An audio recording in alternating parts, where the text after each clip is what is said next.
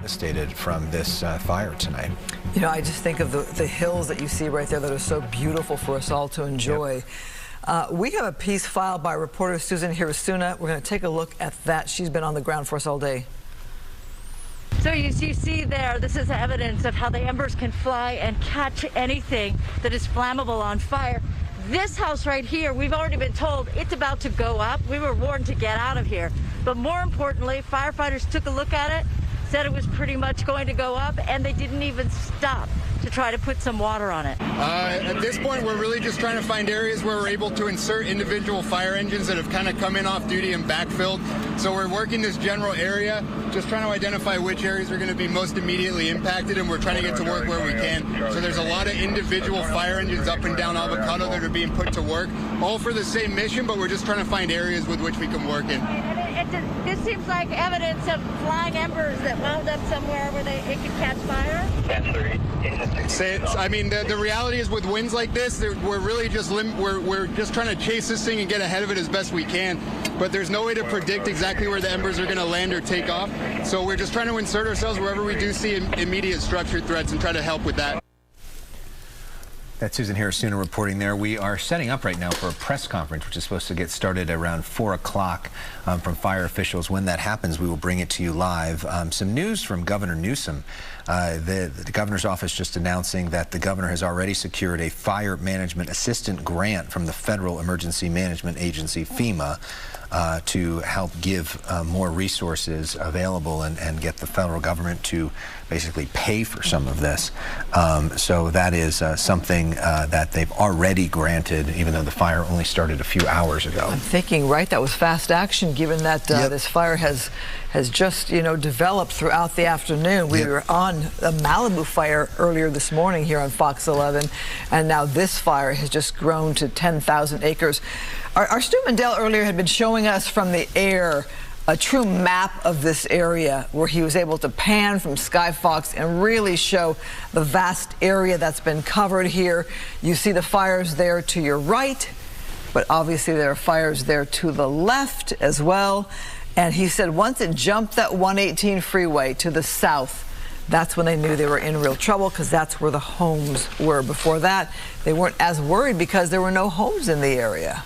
Right, and we have seen many of the homes burned. Stu estimating at least 20 homes from his vantage point have been burned, although that number has not officially been confirmed. Fire officials say they are just not at a point now to be counting. They're more focused on the imminent danger of trying to get these fires out and to try to save people's lives, get people out. And we've seen throughout the day today some really tense efforts to try to evacuate people and save their lives, especially a group we saw earlier of some senior citizens who clearly needed some extra help to get out of where they were, and thankfully fire crews were able to help them and get them out. And we have that video. Hopefully we can get that at some point as well. Yeah, that was a frightening scene where you think of these seniors who were in a home needing the assistance of firefighters who were really rushing to get them out of harm's way. Yeah, so this gives you a sense. So this is some video from earlier today. Not quite sure exactly what this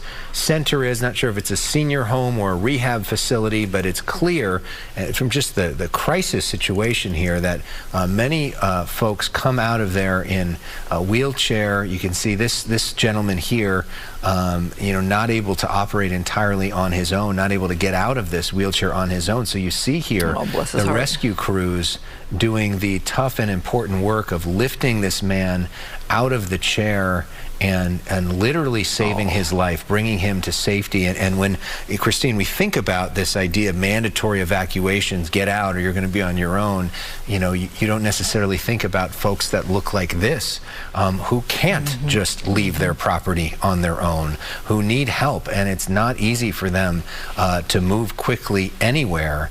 And all these folks, how devastating it is for them to have to leave a property that could burn.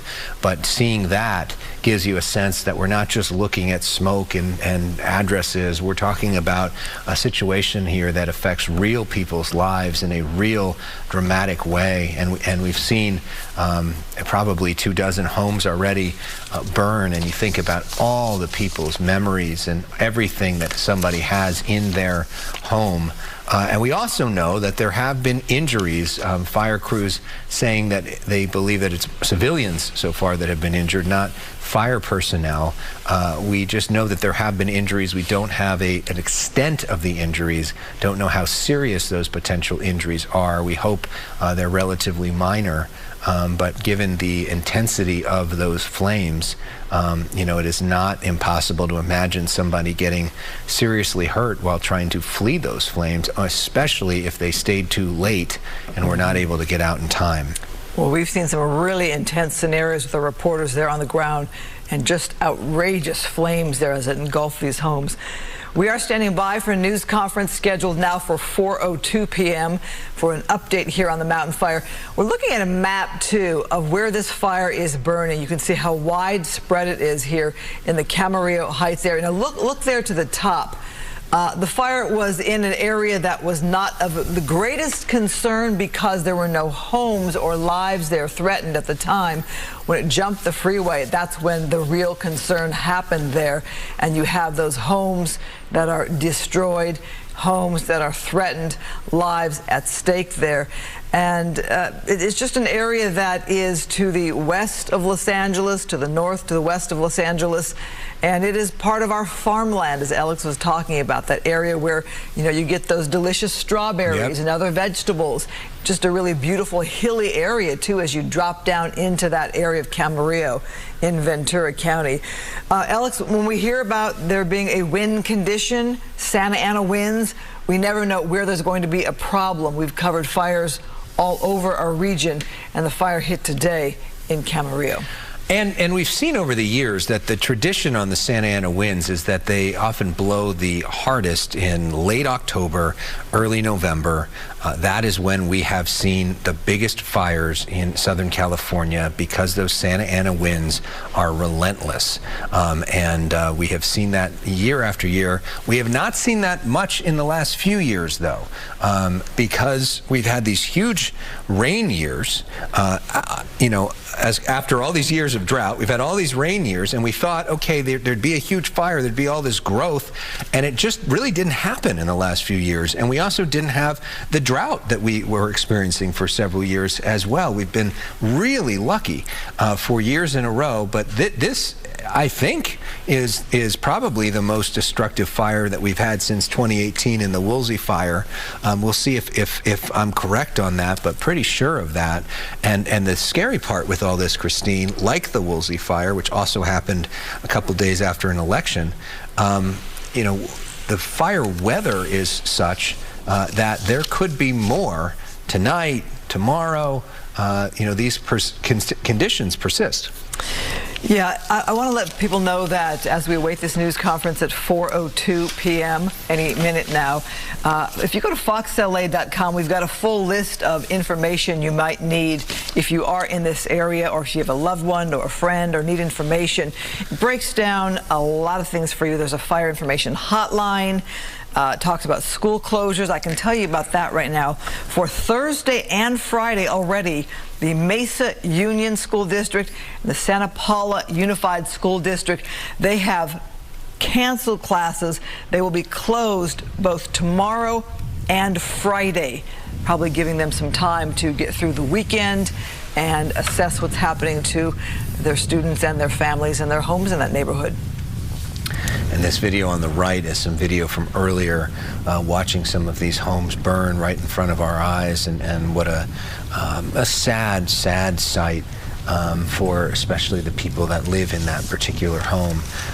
We have seen our reporters on the ground, Haley Winslow, Susan Hirasuna, have to wear all of their protective gear.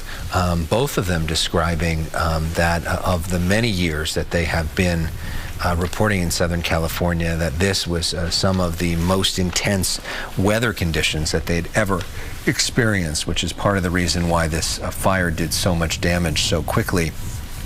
But as we do look at the pictures from Skyfox now, the live picture, you do get a sense that things are in a better position than they were, and that things are not nearly as bad as they were.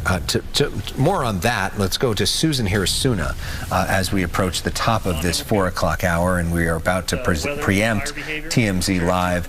Susan is where that press conference, we see Congresswoman Julia Brownley just walking behind her, some of the officials getting ready for this. Susan, take it away. Yes, we're about to start. We're scheduled to start at 4:02, and you see, as you already mentioned, that a number of people are here to speak. I have a list of those that are going to speak, including the Public Information Officer, and then we have Operations Director Trevor Johnson, and it goes on. So there are multiple people that will speak to the status of this wildfire, how many structures have been affected by this fire, the weather conditions, and what they foresee is going to happen. I have to keep one ear out to find out if they're going to actually go a little before that scheduled 4:02, but no, I think they're still saying that they will do that. Yes, Alex, you were talking earlier about the weather conditions and the fire conditions, and how for the first time in my entire career I wore as much protective gear as I had available to me, the end result right now is that I can barely run a comb through my hair. So would you like us to continue to just speak to what's happening here? Producers in the booth, because okay, because right now we're just waiting for when they start. Okay, so I'll throw it back to you guys, but yeah, in a couple of minutes you'll be hearing from the principal speakers. Yeah, Susan, Alex? can you just talk about what that felt like, and even give it some context compared to doing this for 30 years here. You've had a lot of experience covering fires.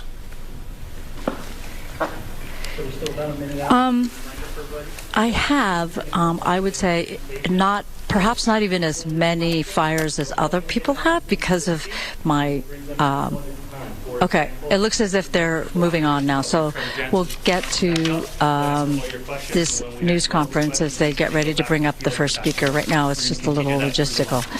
Okay, here we go. Less than a minute. All right, so they gave the notice that less than a minute to have all the media be alerted to when they're going to have this news conference. We have not had a news conference yet on this Ventura County mountain fire. So the estimates, the numbers have been information that's been either fed to us or from our reporters on the scene, or even guessing. I show 402. My name is Andy Van Sciver. I'm the Public Information Officer for the Ventura County Fire Department, here with an operational briefing with regards to the mountain fire. First off, I want to give out an acreage number of 10,431 acres that was measured by Century Aircraft at about 3 o'clock this afternoon. The containment number at this point in time is at 0%. We are aware that a number of structures have been damaged or destroyed in this fire thus far.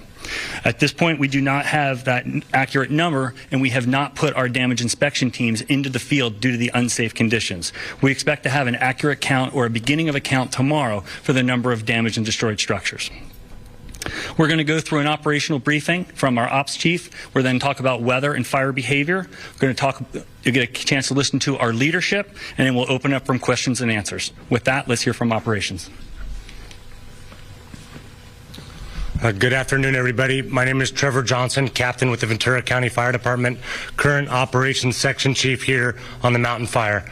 Ventura County Fire Department resources and other partners in the operational area were called out to a brush fire north of Highway 118 in between the communities of Somas and Moore Park this morning. Upon initial arrival of the incident, fire was well established and impacted by the Santa Ana wind event that we're currently undergoing in Southern California. Upon arrival, the fire is burning in various fuel types, including agricultural and various brush and grasses that we have in our county. Resources that arrived on scene initially were faced with a tough firefight. Crews immediately went into structure protection, property conservation, any type of suppression, and immediate life safety. Firefighters were right off the bat engaged in pulling people out of their houses and saving lives. Throughout the day, the fire has continued to be impacted by those ripe fuels and the wind continuing to the southwest, affecting, the communities of Somis. Unfortunately, the fire did hop to the south side of 118, becoming established in a fuel bed there north of the city of Camarillo. Fire has impacted that whole area north of Camarillo proper there in the Camarillo Heights area. It's continuing to run to the southwest there towards the Highway 101 corridor in the Central Avenue area. As it kind of progresses to the west, we have high confidence in stopping the southwestern progression of the fire. Resources are actively engaged right now in life safety and property conservation throughout the incident. Working north, the Wells area, Santa Clara and the 118 corridor, fire continues to move west there. We've fought fire in that ground before. The right people are in place, and our firefighters are doing nothing short of heroic out there right now across the incident. We do have fire now established north of South Mountain, well visible, and down into the Santa Clara River bottom, which runs south of the community of Santa Paula. Firefighters are in there actively engaged, crews, dozers, engines. We've called every available resource to the incident. We're working with our partners to bring quick resolve to this incident, but this is a tough firefight by no means.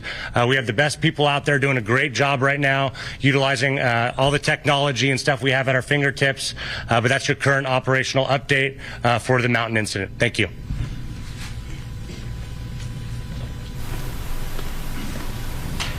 Good afternoon, Jeff Shea, Ventura County Fire Department Division Chief and the current incident commander for the Mountain incident. With a quick weather update, again, as we have seen, we're in red flag conditions. Anticipate these conditions to continue now through at least sundown tomorrow here in Ventura County. What that means is critically low relative humidity. The amount of moisture in the air is less than 10%, which is critical for us and for fire behavior, and the sustained Santa Ana winds or the northeast winds here, which have pushed the Mountain incident as Captain Johnson described. Again, 20 to 40 with gusts to 60 and as high as 80 miles an hour, and we anticipate those conditions to continue until tomorrow night at about 6 o'clock.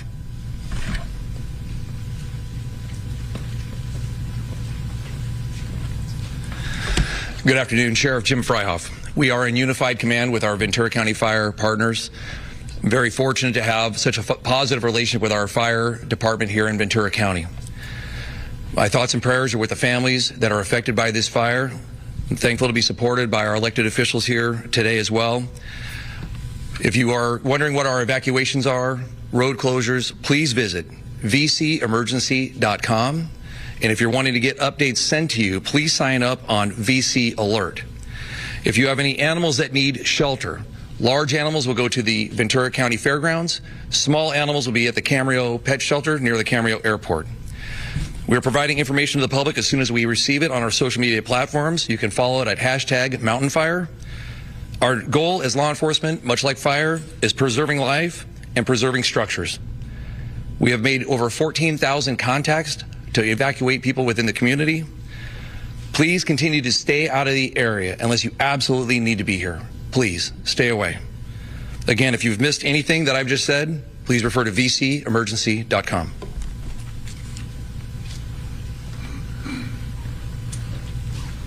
Good afternoon, everybody. Dustin Gardner, Fire Chief, Ventura County Fire Department. I'm going to wrap this up.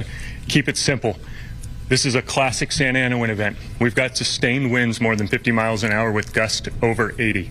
Every firefighter in the region, all of our partners from Los Angeles City, Los Angeles County, Orange County, Kern County, Santa Barbara County, our partners at CAL FIRE, our partners in the sheriff, every law enforcement agency available, every helicopter, every fixed wing aircraft, everything we've been able to get a hold of is here fighting this fire.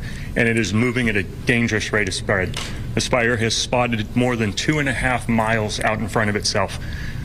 Bushes are burning, grass is burning, hedgerows are burning, agricultural fields are burning, and structures are burning. This fire is moving dangerously fast. If you're from the region and you know Southern California weather, you know how dangerous these fires are. When you get an evac order from the sheriff, leave. These aren't one of those fires where you can wait and predict and maybe stay home. Your homes can be replaced, your lives can't. Leave. If you're from out of the area, pay attention to VC Alert, pay attention to the news, get your updates and stay out of the area. Our firefighters and law enforcement agencies are doing everything they can to protect lives, so we need your help in staying out of the way. Thank you very much, and I believe we're going to move to Andy to take questions. So with that, thank you, Chief. Captain Trevor Johnson will answer your questions that you may have with regards to operations. Captain. Captain, besides the wind, what can start a fire like this? There are multiple things that can start a fire like this. You know, coming into the event, all of our resources in the operational area were upstaffed because we knew this was coming. So we're well prepared ahead of time for this incident. As far as the nature of what could start it, it could be a variety of things. I'm not going to get into the details of that. The fire is currently under investigation. That's down the line and not for us to really to dive into. We're here to put the fire out, protect all the people in the area, and you know, you guys provide for our lifestyles, and we're here to serve you by no stake of means. So everybody's out there on the line right now doing exactly that. Thank you. Can you clarify where you're most concerned that this fire could move? Yeah, well, throughout the course of the day, it's moved into those areas. Your areas of concern were Camarillo Heights. We're the Camarillo Estates area there, northwest of city of Camarillo. The Highway 101 corridor, super valuable for commerce, travel for everybody in the area. So those are all super valuable to us. Right now, there's infrastructure threats around the whole fire area, not only with our partners with Southern California Edison, but gas companies, so all super valuable. The city of Santa Paula. We have a vested interest, and those are the citizens we protect, so we have the right people in the right place to protect those all areas of concern. But with a fire of this magnitude, there's so much going on at once that you can't handle every issue. So what we do and what we train to do is prioritize. Prioritize what's important, what's valuable, and what difference can we make on the ground. And I believe throughout the operational period, we've done just that. And what is valuable is the people of Ventura County, the people traveling through our county, and their homes, their property, and their well-being. Are fixed-wing tankers able to fly this fire yet? Yeah, so great question. Upon initial dispatch, we launched a variety of aircraft to the incident, both rotor wing in the form of helicopters that drop water as part of initial attack, and we upgraded our amount of fixed wing needed to the incident right away. So how that works is an air tactical group supervisor or supervisor in the sky comes overhead and makes an assessment on whether or not retardant drops via fixed wing is applicable to the incident. Based on the wind conditions, upon initial assessment, that was not feasible for a variety of factors that they deal with up there in the sky. Throughout the day, we continue to assess that based on fire in different areas. We have dropped retardant in some areas. We're continuing to scout for opportunities to use that to our advantage, and we'll continue to do so through the remainder of the incident. I saw one search and rescue team. Do you have others out there, and how were they dispatched to where? If the chief or sheriff wants to take that one, but we work with our sheriff partners, and they're responsible for search and rescue in our county. So through our system, I'll let the sheriff cover it, but we get ordered up and we're in constant communication. I'll answer that when they have any other law questions, so let me finish your questions. Okay. What about injuries? Injuries on the incident, I can't report on that right now. It's what we're doing right now out there on the ground is very dangerous.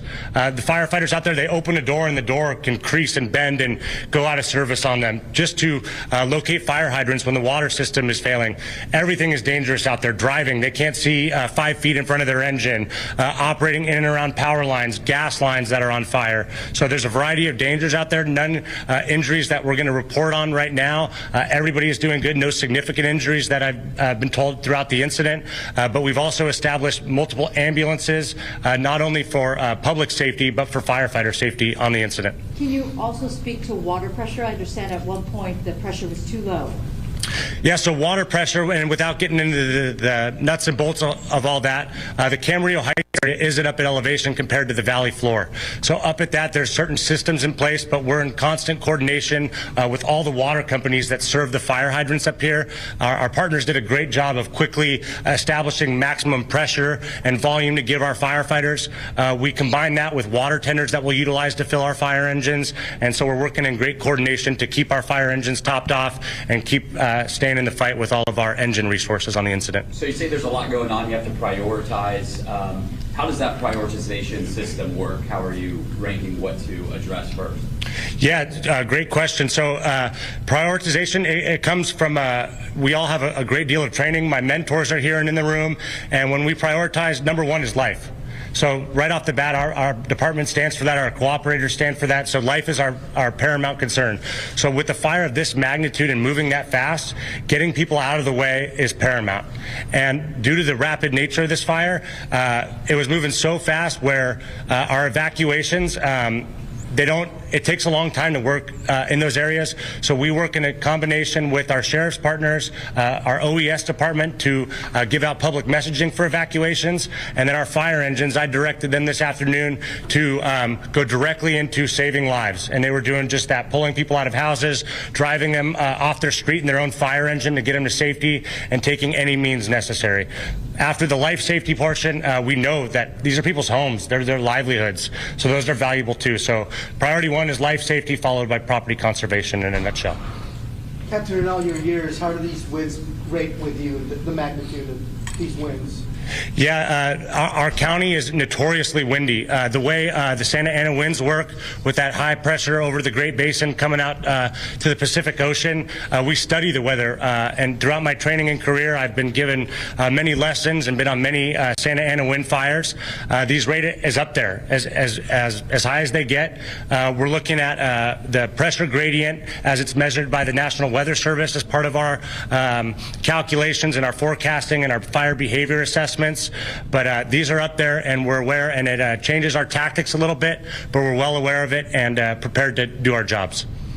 Can you describe the range where these embers went and started these spot fires? Because we would see areas where there was active flame, and then you go, 2 doors down and there's nothing. So can you be more descriptive than I can about how far-ranging these fires were? Yeah, so the initial start I pointed out earlier in the briefing, but as our Fire Chief Gardner described, up to 2.5 miles. So there's multiple types of spotting. There's short-range spotting, what we would call medium-range spotting, and 2.5 miles we would qualify as long-range spotting. And that's due to a variety of factors. We get a well-established smoke column above a fire like this. The fire embers can travel within that column and then fall down wherever that column is leaning. So upon initial start of the fire, that column leaned directly southwest due to the Santa Ana wind, and you can get fallout everywhere. And in order to deal with that, we placed resources out of the head of the fire to monitor, to pick those things up. We had truck companies getting on rooftops and making sure we're not missing something on a rooftop. We're using our aircraft resources, infrared technology to monitor for all those types of spots so that we can prioritize those and keep them small. And that would explain your map, because it looks like 2 separate fires. Absolutely. So you can see that top fire there in and around the community of Somis was the initial fire, and then basically right in the line with how our mountain ranges here in Ventura County work. That wind lines directly up and through that spot fire out ahead of us. We had plans in place, and we shifted our focuses into Camarillo as that came about and got established. Any further questions? As it crows flies, it's from Somis to Santa Paula? Somis to Santa Paula are basically in a south to north configuration, so that whole ridge system or South Mountain proper, but then the fire is moving more westerly at the moment, south to southwest, in alignment with that easterly or northeasterly wind being funneled by our mountain ranges. In some of the early radio traffic, it sounded like people that were trapped in their homes as fire was approaching. Were you able to rescue them with ground crews, or did you fly them out? Or? Absolutely. We got those reports initially upon scene. And again, to your point earlier about prioritization, I hear a call on the radio like that somebody's life is in danger. We're immediately shifting our focus and our priority to do that. So fire engines were driving in either an overhead like a battalion chief vehicle to pull people out, fire engines, and all were ground rescued today. Due to the nature of the wind, our helicopters, and due to the smoke conditions, limited visibility, and it'd be unsafe to put a helicopter on the ground. So all rescues today were performed by ground firefighters, to answer your question. Given the speed of this fire, what was the intensity like trying to get people out of those situations? You know, I don't think I can quantify for you what the intensity is, but it's intense as it gets. The hair on the back of the firefighter's neck, I'm sure, was standing up. This is a day where you're truly prepared to do every part of your job and to risk everything to save everything. These things are valuables, and all the firefighters out there, they value the people that they serve. So they took every attempt, made risks, took risks, and did everything they can to evacuate and rescue personnel. So I don't have a quantification on how intense it was, but your life's at risk when you're in these moments, sir. Yes, ma'am. Have the water pressure issues all been resolved now, or is that still a challenge?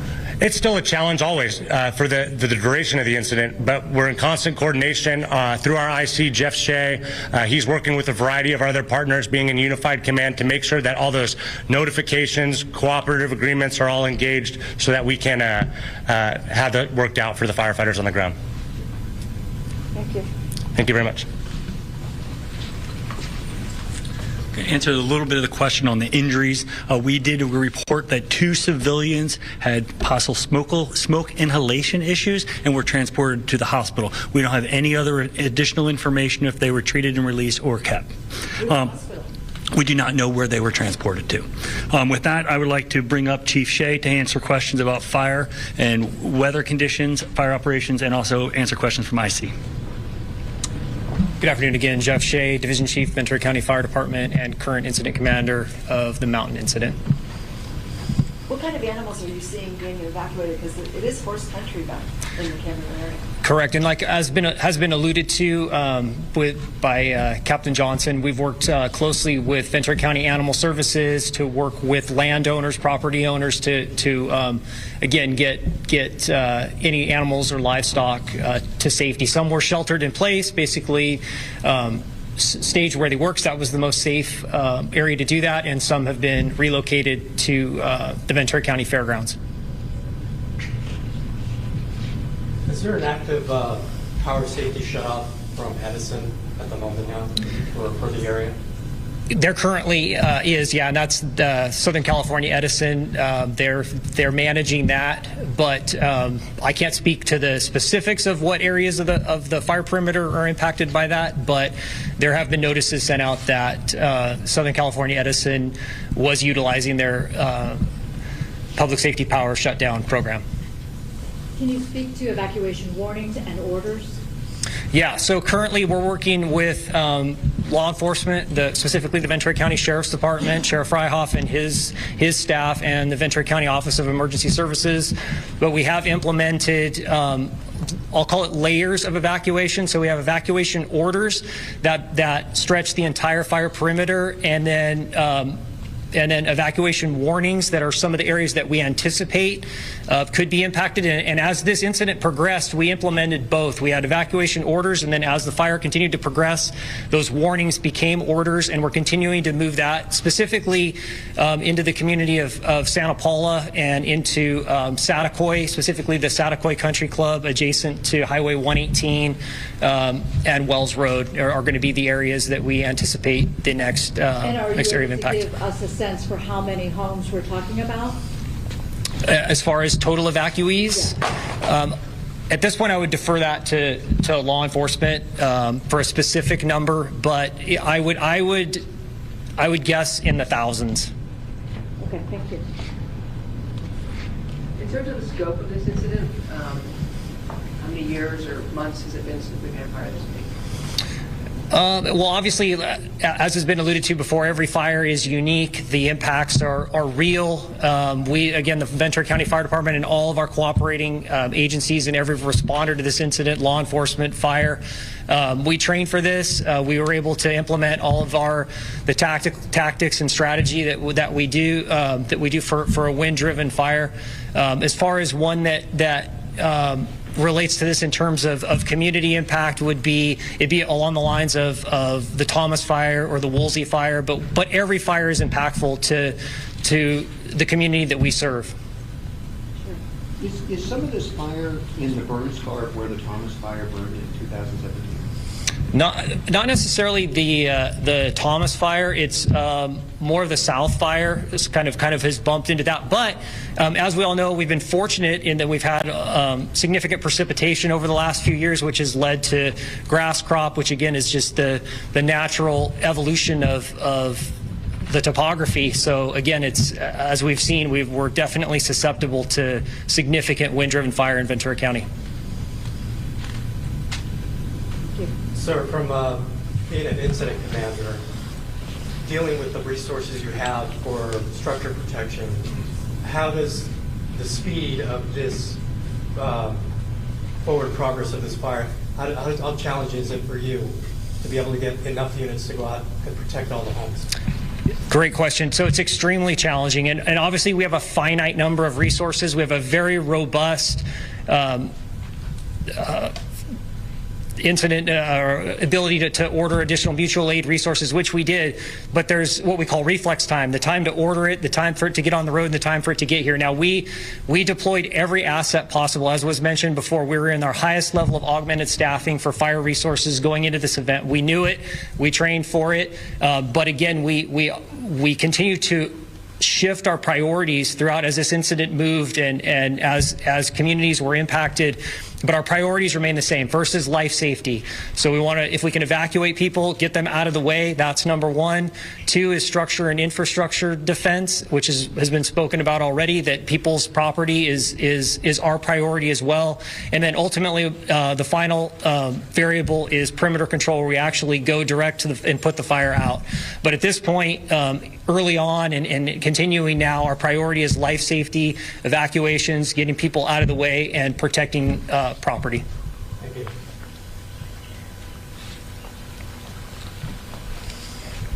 Thank you. Thank you, sir.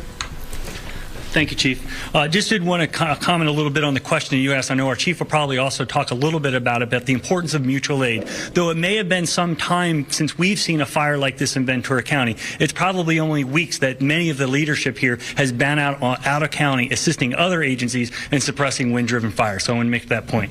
Sheriff, would you like to talk about evacuations and stuff? Thank you.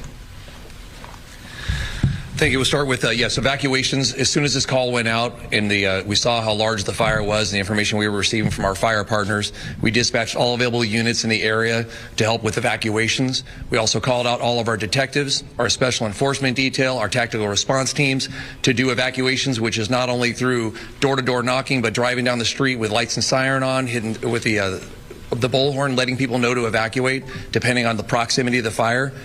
Our volunteers are a force multiplier for us. So the question about search and rescue, we have about 25 search and rescue members here who are volunteer. They are not paid. They are trained to help. They help with evacuations. They help with road closures. They help with traffic control. And we are blessed to have them because, as was mentioned, even with mutual aid, the timing of getting these resources from out of the area is incredibly challenging. To be able to have these resources here within our community who volunteer to help is unbelievable. So we are blessed to have our volunteers, and so very thankful for our search and rescue teams. As far as the notifications, obviously we did notifications through VC Alert. We identify areas where we know that an evacuation warning is going to be made, or then a mandatory evacuation. Like I said, the full gamut of those. And we have a script prepared to be able to hit that area. We have a highlighted area that our Office of Emergency Services does a fantastic job of preparing for. We also sent out 2 wireless emergency alerts to people's cell phones directly, indicating the issue to evacuate because of the high-driven wind fire. I think I answered everybody's question that came up. All right. Any other law enforcement questions? Was there very much What was that again? The number of evacuations. So we don't have an exact total. I know that we had made over 14,000 contacts through VC Alert to notify people to evacuate. Was there very much warning time, or did you just suggest people get out? We were just telling people to get out. When that fire spotted across the 19 freeway, it took hold pretty quick once it hit the Camarillo Heights area. And so we were getting in there as fast as we could. We diverted a lot of our resources. Because fortunately and unfortunately, the Balcom Canyon fire is actually an area that has a large burn scar from previous fires, both Maria in 2019 and then last year was the South Fire. So that area has not had the tremendous amount of growth. Where the Camarillo Heights area is, we have not had a fire in there in I don't know how long. And so there's a lot of growth in there that caused it, and plus the amount of residents is much more dense in the Camarillo Heights area. So much like was discussed many times, life safety. There were many lives in danger at that time in Camarillo Heights, and we diverted a lot of resources there to do evacuations. Perhaps this is a fire question, but can you explain the topography in the Camarillo Heights area? It seemed as if every home that we went to was backed up against like a small canyon or a gully or something, and does that add to the challenges? I'll let my partner, Chief Shea, answer that question. So if I understand your question correctly, so there are 3 critical variables with firefighting or wildland firefighting. It's fuel, weather, and topography. So obviously all 3 of them played significant parts in the incident to this point. So to the point you brought up, yeah, topography, obviously some steeper areas, obviously a beautiful area in the Camarillo Heights, Camarillo Estates area. But yes, with the combination of the wind, as we spoke about earlier, the ember cast, which was and the wind will preheat, pre-treat, in essence, make the fuels more susceptible, and then naturally fire is going to want to burn from a lower area to a higher area. So yeah, the fire intensity certainly was made a lot more intense with the topography in that area. But again, we did get resources in there as quickly as we could, got our community members out. We did actually even utilize another strategy, which is what we call shelter in place, where if it's we're weighing the risk versus gain, and if it's not safe to bring those impacted out, we actually did shelter a lot of residents in place in that particular area and throughout the fire perimeter.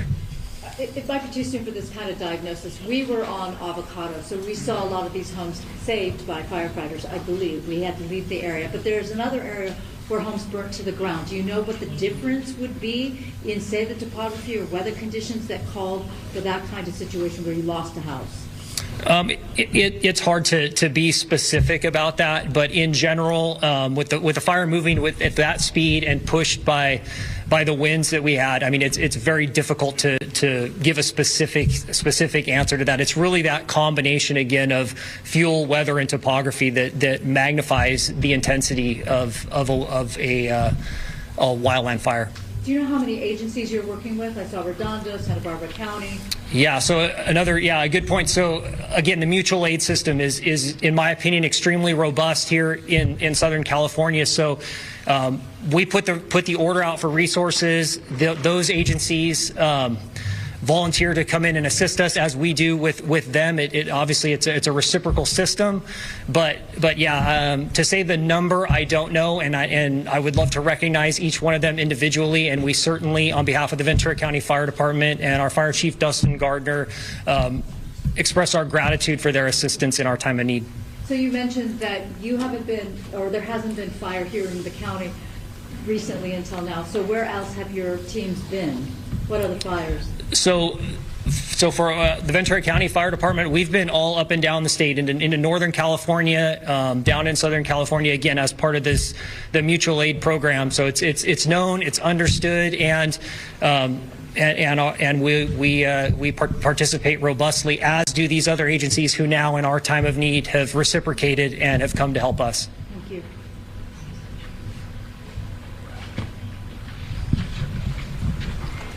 you.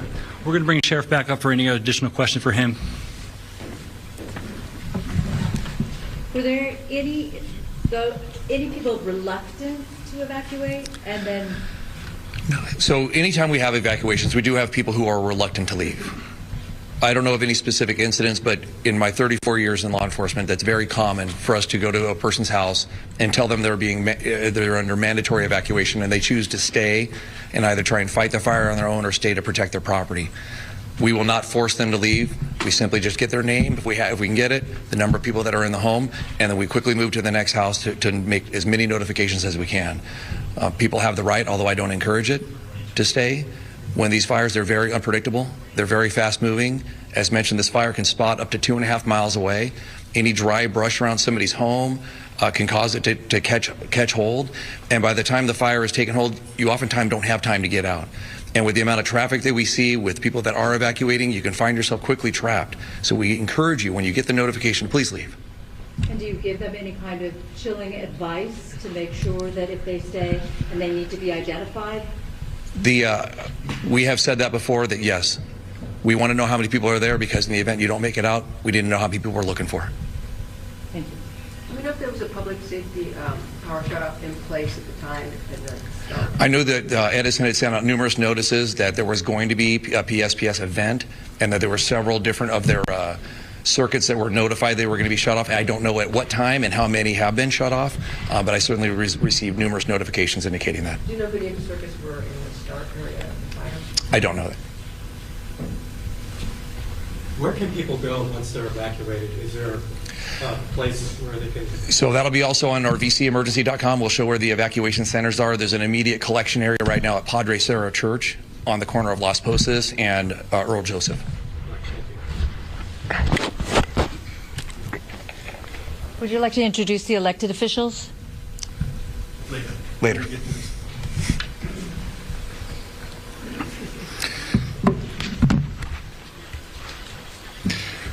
So I'm going to give an acreage update, but it just came in from text, so just give me a second.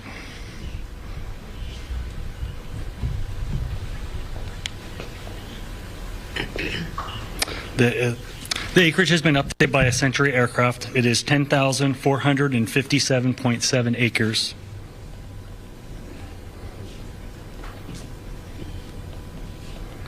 We want to remind the public that this is a dangerous fire, and we strongly encourage them to avoid the area if possible. This creates a room for our firefighters and our first responders to aggressively attack the fire and for individuals to evacuate safely. We encourage you to follow us on social media at VC Emergency, or follow us on vcfd.org, and also visit VC Emergency for the most updated information on PSPS's, evacuations, and as a map there includes the fire perimeter at this point in time. With that, we're going to conclude this, and we'll bring the electeds up to introduce themselves so you have their name. You're looking at live coverage here of Ventura County and the mountain fire. I'm Christine Devine here along with Marla Tejas shortly after 4:30 as we're looking at yet another structure just engulfed in flames. Here's what we know about this mountain fire that started burning at 9 o'clock this morning. It has exploded in size. The update we just heard there was 10,457 acres. Dozens of homes have been destroyed. We have seen them on the ground there with our reporters bringing us this coverage right here. They haven't given an official count. They're going to give that perhaps tomorrow, but we are saying more than 20 homes have burned. Mandatory evacuations are in place, and multiple agencies have joined in to battle the mountain fire.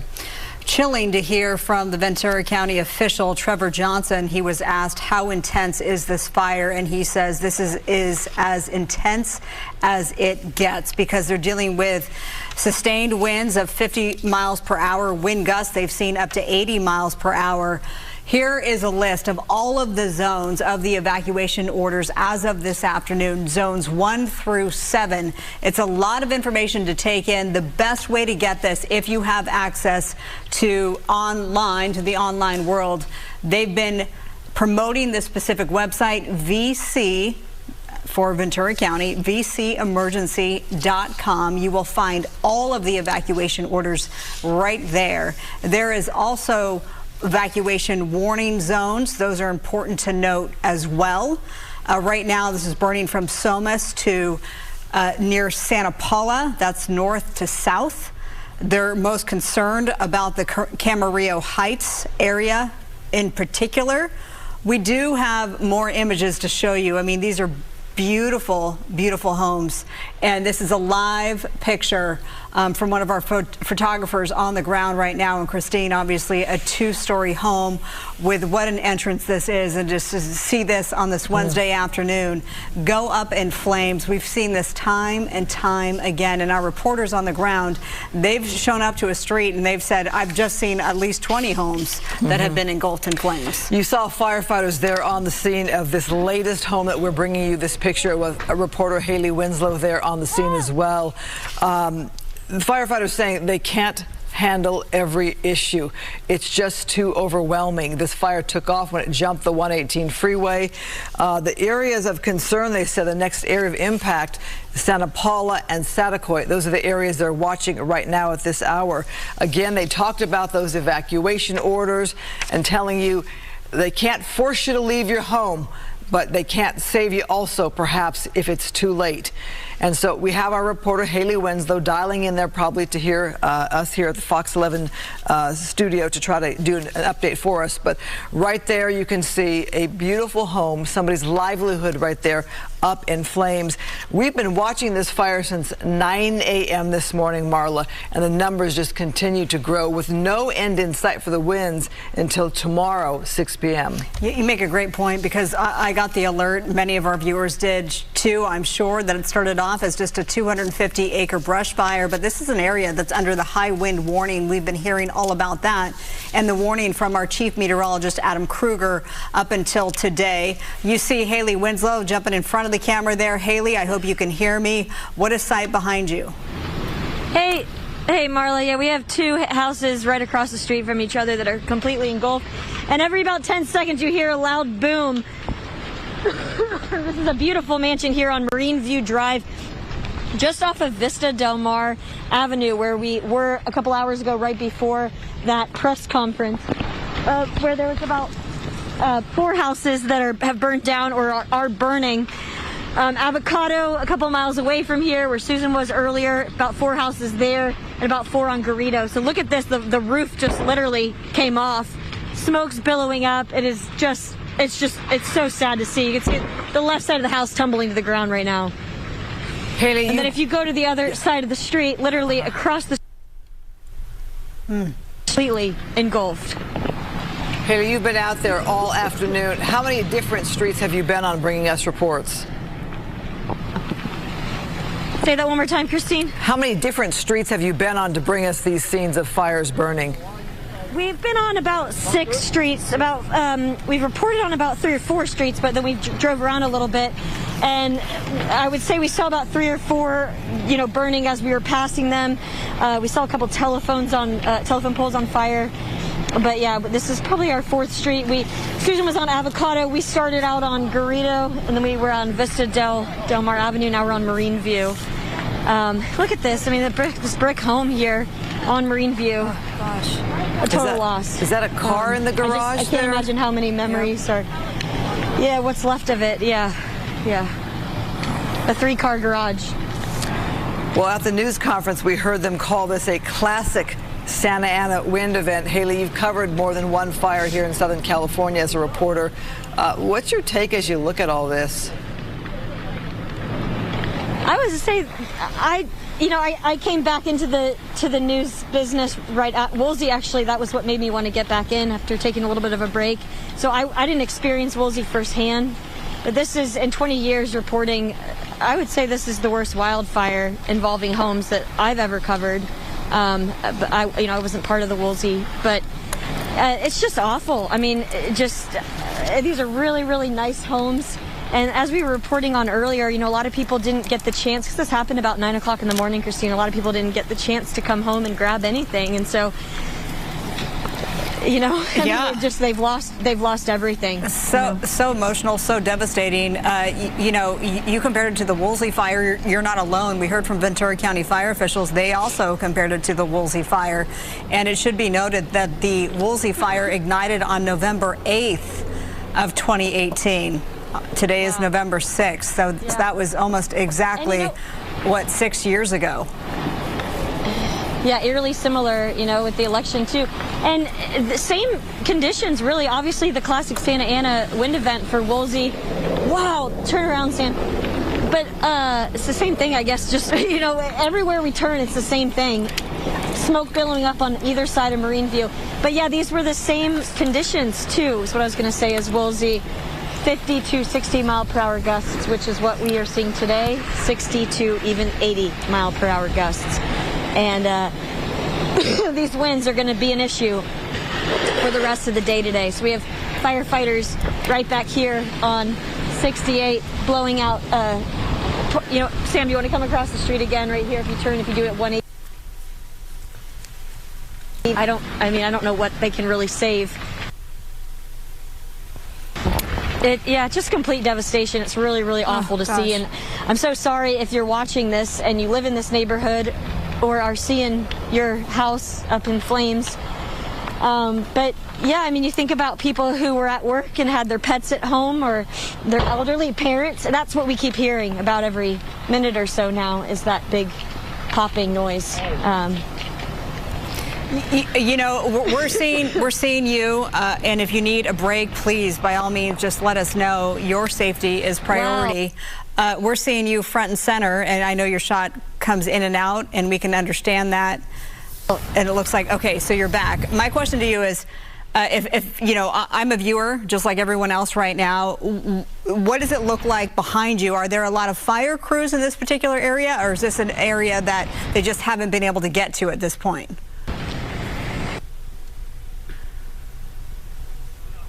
Okay, yeah, it's a little spotty. I know our viewers can certainly understand. So we're up and over with Skyfox. You're seeing the smoke. Okay, so we're getting a sense of, yes, there are those resources on the ground, but as we heard from Ventura County Fire, they just can't be everywhere all at once. And this is absolutely all hands on deck. We've seen Santa Barbara County. We've seen folks from Redondo Beach. We're hearing from Northern California. They're sending strike teams down. We also have CAL FIRE on the scene. Meteorologist, Chief Meteorologist Adam Kruger, he's standing by with a look at the forecast, and it's ever so important right now. It is, and I know this is hard to watch. The winds are not going to improve much until late day tomorrow. So we've got this strong Santa Ana wind event that's going to continue for about another 24 hours. For anyone that's just recently joining, maybe you're getting home at the end of your workday or something like that. I mean, you know, Haley's not just reporting from a spot where there's fire right around her. I mean, this is all over the place in that general Camarillo Heights area and even north of there. As we heard about in the press conference, these fires in the most extreme cases have been spotting up to 2.5 miles ahead of where the heart of the fire is. And you saw with Haley reporting embers just kind of whizzing past her. It's very chaotic out there, as you saw from our live shot. And also in the press conference we had with the fire officials, they mentioned this exact weather pattern. The guy even said high pressure over the Great Basin, which is what we see right now, low pressure east, the winds getting squeezed in between those. And like they said, and like we've been telling you, this is a classic Santa Ana wind event. And if you were to rank these on like a, whatever, 1 to 4 scale, this is up there. Like this is a 4. The National Weather Service actually for red flag warnings will have a classification of minor, moderate, major, and extreme. And they called this one extreme yesterday. And we knew it would be a very intense situation. And we knew if a fire were to start, it would get out of control instantly, which is what we saw and are seeing right now around Camarillo especially. So let's look at the wind forecast. Of course, this is crucial in this type of scenario. So here we are late day today. And notice where these magenta colors are. That's where the strongest winds are. Because of the topography, the good portion of the LA Basin not seeing nearly the intensity of the winds like we see north, but also off to the Inland Empire and south in Orange County. Winds are just as strong there. We just haven't seen a fire spark in that area. So as we take you into tonight, it's still windy. Now the worst of the wind, if this was plotted like a graph, we're over the peak a little bit. That was this morning. That's when winds around Camarillo were 50, 60, even up to 62 mile per hour gusts. Now the gusts are more in the 40s. That's still intense, just not as extreme as earlier. And as we continue through tonight, again, it's really windy, just not as extreme as what we had this morning. Here we go into Thursday morning, still windy. Notice as we go through the day Thursday, the intensity is backing off a little bit. By late day Thursday, winds by this point, and this is when the advisories kind of expire, 6 p.m. tomorrow. Things are looking a whole lot better. And finally, as we just look at Friday here, notice the onshore wind. At that time, the humidity starts coming up, and we'll be out of this red flag warning scenario. Back to you. Homeowners there cannot wait for that moment, that's for sure. Okay, Adam, thanks. So this is our picture from photojournalist Sam Dubin on the ground as we watch this beautiful home just go up in flames. We've seen this picture for the last several minutes now. It's just absolutely devastating. We want to show you, though, we do have a 3D map, if you will, of the evacuation zone. Those areas in red, you see them there. Those are mandatory evacuations. And then off on the distance, the yellow, those are evacuation warnings. That is closer to the Santa Paula area to the north, and then to the south, Camarillo. So this is all happening really north of Camarillo. Hence, it jumped the 118 this morning, and that's why Camarillo Heights is said to be a biggest concern tonight. So this gives you a better sense. It is still a lot to digest, all of this information as we move around this 3D mapping system here. Just to give you an idea of how big this thing is. Again, more than 10,400 acres burned as of 4 o'clock this afternoon. No doubt we'll get updated numbers. 0% containment, by the way. All of this information for you is at VC emergency.com. Of course, you can rely on us here at Fox 11, foxla.com for all the latest information. We do have all of that at your disposal as well. So we have two images, one from Skyfox, the smaller box, the larger box from our photojournalist Sam Dubin on the ground as we watch this home burn. And the reporter with Sam is Haley Winslow. So I was asking you about how many resources are on the ground right there in this particular neighborhood. We have Ventura County Fire here right now, Marla, and the roof literally just caved in. You heard a loud bam, and there went the roof.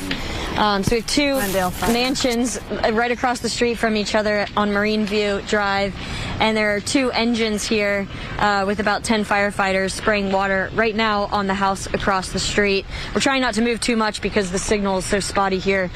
But yeah, we're on Marine View, which is just off of Vista Del Mar Avenue, where we had about 4 other homes burned down that we were showing you before the press conference. And if you're just joining us, the other streets where we've seen homes destroyed, if you live in this area, are Garrido and Avocado. If for some reason you are still in this area, get out, because it is definitely not safe. These winds are insane. I mean, it's been 50 to 60 mile per hour gusts. We've had some really big wind gusts that have taken the embers pretty far. And that's all it takes to keep spreading this with these Santa Anas. So not a whole lot left of this house either. You think about all those people's memories inside and their pictures, and hope to God if they had pets, they're out, and of course if they got out. But yeah, it's just remarkable to see how quickly this fire grew.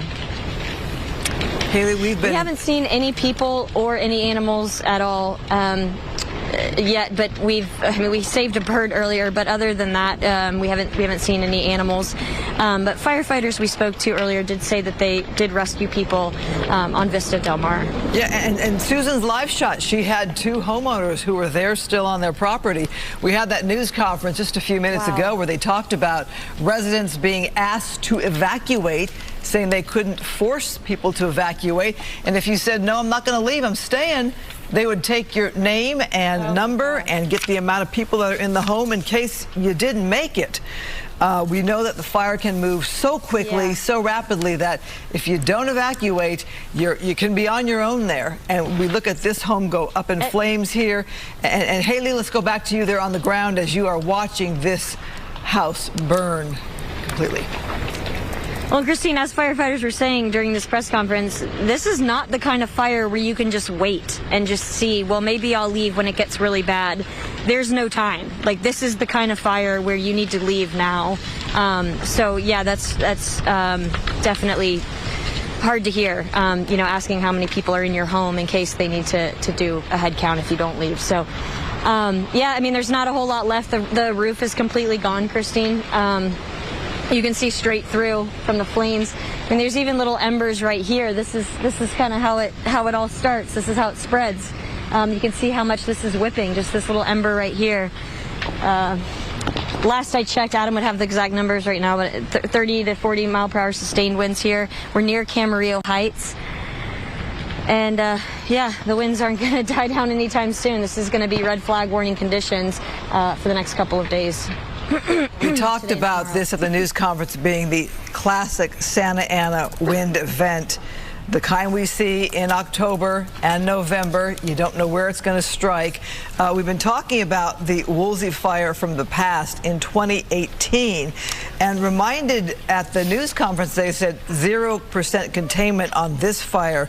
Well, that Woolsey fire, it wasn't contained until November 21st. It started on the 8th. Wow. Just to show you how bad that fire was there in Los Angeles and Ventura counties. And in that fire, 96,000 acres of land destroyed, 1,600 structures, and 3 people killed. As for evacuations, nearly 300,000 people were evacuated. So that is one of the more devastating fires in our community. And Alex will bring you back into the conversation. You were talking about that fire earlier as well. Yeah, and those numbers give you some sense. As big as this fire is right now, that fire was 9 times as big as this fire is right now. Obviously, it burned, as you mentioned, for several weeks. Let's hope that this does not become that, and that they're able to sort of get out of the woods with what is now burning.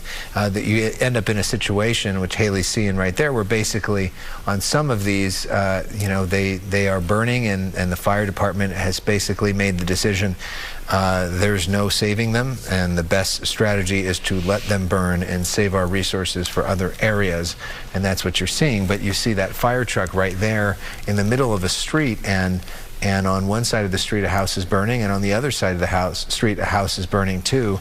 They're trying to knock down some of these embers that have come off of those to try to stop this from spreading even further. But it is a real challenge, and you look at that and you think about all that's left and somebody's memories and somebody's whole life just destroyed there. So that's yet another property that we have seen.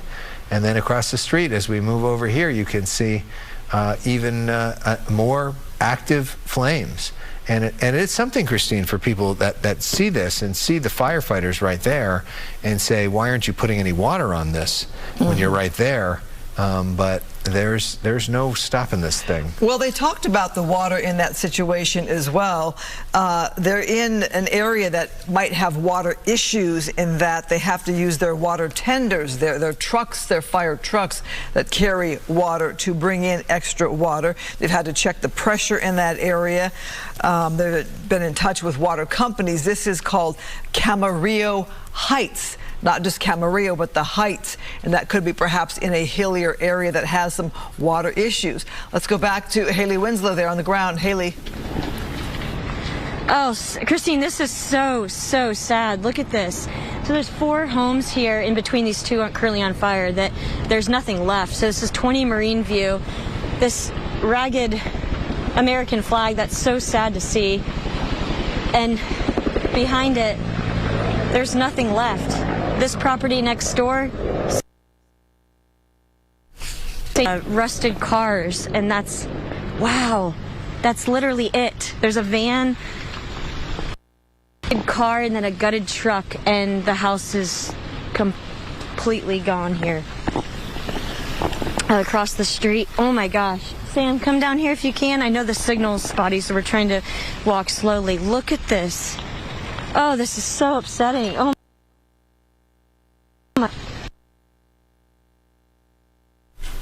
Yeah, I mean, this signal is coming in through cell phone service, and as you can imagine, the cell phone service isn't great in that area, so sometimes when Sam, our photographer, moves, the signal starts breaking up. But you get the sense there, though, of just the real devastation and how that whole neighborhood was burned up, and you look at that car that was almost burned up, and it looks like they're now trying to move out of there into a different area. But you know, just so sad when you see that just everywhere burned. And we've all covered fires in our lifetime, in our careers, and to just see Haley Winslow out there right now, you could feel the emotion, the reality of witnessing that, the reality that that is somebody's livelihood, their vehicles, their treasures, their photos, their heirlooms, their properties, and again, hoping everybody's getting out of these areas safely, and acknowledging that we are in a Santa Ana wind event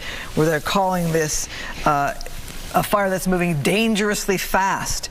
Remember, this started just at 9 o'clock this morning, and now we're at over 10,000 acres, and we're looking at these homes that are just destroyed. Firefighters powerless to do too much because they're pretty much overwhelmed as well. And the winds can carry these embers over 2 miles, 2.5 miles, they said. What happens, there's like a fire tunnel, and this tunnel carries those embers, and when the tunnel stops, the embers just drop where they're at. That's how they described it at the news conference there. They said they did upstaff They did prepare. They knew these winds were coming, but still, Alex, when you have winds and Mother Nature take over like this, you're just pretty much outmanned, so to speak.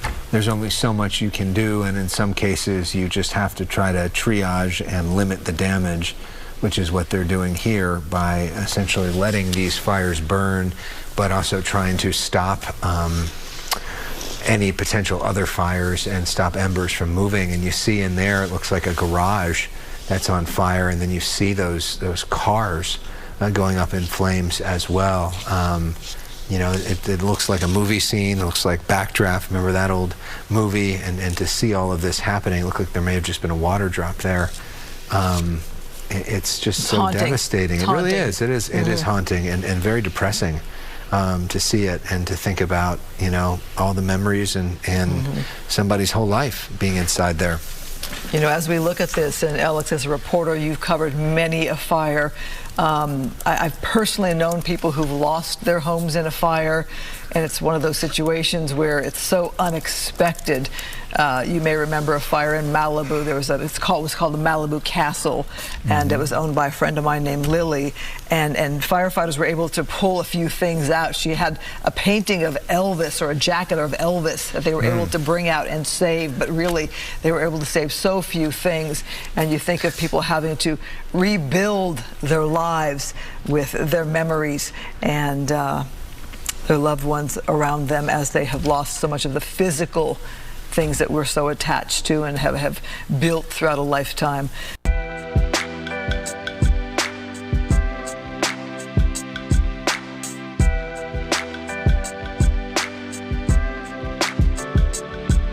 Density of homes here, and them having to rush through with evacuations to get people out of those communities. Yeah, and how quickly that all was moving, and we saw some of that live on the air.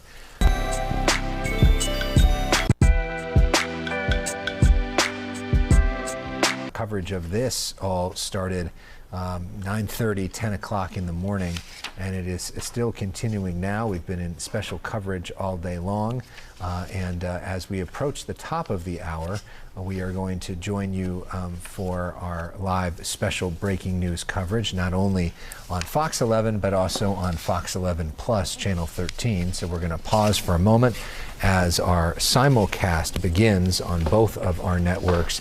Now we go to more breaking news. We begin with that breaking news in Ventura County. Welcome to a special edition of the Fox 11 News at 5. I'm Alex Michelson. And I'm Christine Devine. We're showing you information on the mountain fire. It's exploded in more than 10,000 acres. Dozens of homes are destroyed. Sky Fox is live over the area of Camarillo, where we have seen so much devastation. You see some of those pictures right there. We're looking at homes that have just burned to the ground, and with that, we do want to officially welcome you to our breaking news coverage on Fox 11. I'm Christine Devine here. And I'm Alex Michelson. Welcome inside. Here's what we know at this hour. The mountain fire started just before 9 o'clock this morning. It has exploded in size to more than 10,000 acres. Dozens of homes have already been destroyed, at least. Those are the ones we've counted. Mandatory evacuation orders are in place. Multiple agencies are battling it right now. Let's go to reporter Haley Winslow, who's there on the ground bringing us updates there. Haley. Hey, Christine and Alex, we're on Marine View Drive, and there are 5 or 6 homes that are either engulfed or fully destroyed. Not much left. This house completely flattened by the fire. Just a chimney, and then a couple of embers burning, engulfed or fully destroyed. Not much left. This house completely flattened by the fire. Just a chimney, and then a couple of embers burning. But other than that, just completely burned. This whole cul-de-sac here on Marine. We're having a hard that's time not with Haley's destroyed. signal right there. We hope to get back to her when we have a little bit better picture. You're looking there from Skyfox, though, and you see all these different areas now that are burning. And as it starts to get a little bit darker, Christine, you really get a sense of all the different sort of separate little fires that are happening. I think when it gets dark, it just feels so much more ominous because the fire stands out so much. But you can see right there by that map how widespread this fire has burned.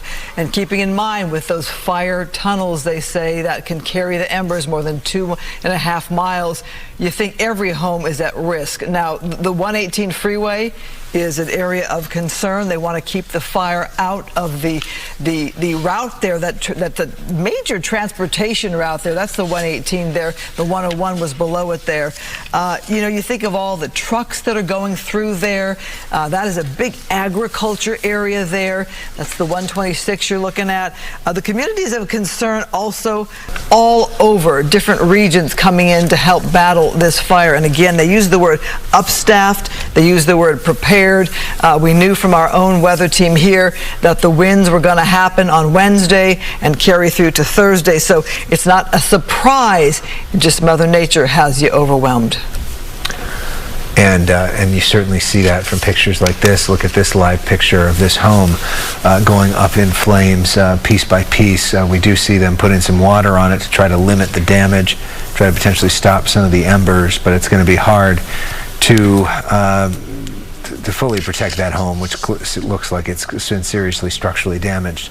Adam Kruger is taking a look at our weather. And Adam, the last few days we've been so busy talking about the Dodgers and talking about the elections, but you've kept bringing this up, that fire danger was coming on Wednesday, and it's no joke. Yeah, I mean, we knew there was going to be this 1-2 punch. So we had the moderate Santa Ana wind Sunday into Monday, and then we knew this next one was going to be stronger. That's exactly what we're seeing today. Today, the worst of it. Tomorrow, still windy and still dry, but the worst of the winds actually this morning, I would say, because already it's backed off a little. And that's not, you know, saying we're in the clear at all. It's still windy, still dry.